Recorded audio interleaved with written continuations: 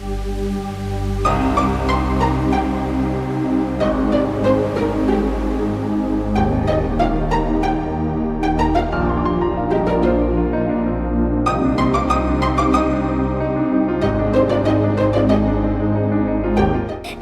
školska godina počela je 1. septembra.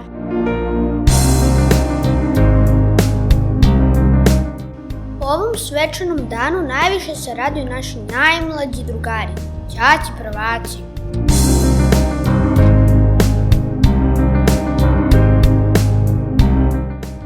Dobrodošlicu i srećan polazak u školu prvacima je poželjela direktorka škole.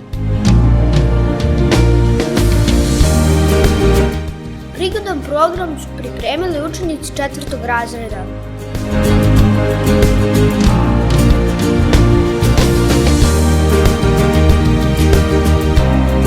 Dočekali su ih njihovi učitelji i učiteljice.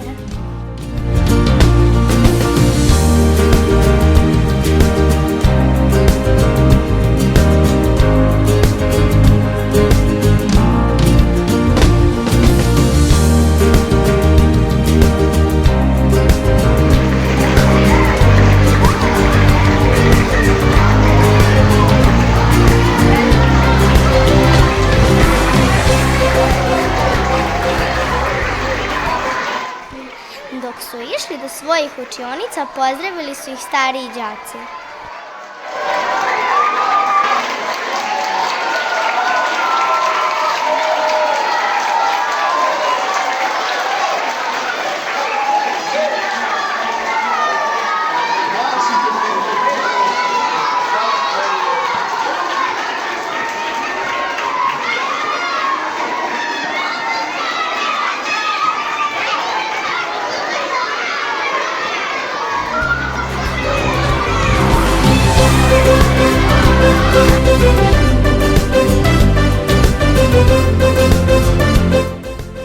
U učionicama su u miru i dostojanstveno odslušali himnu Bože pravde, a zatim su razgovarali o pripremi za početak školske godine.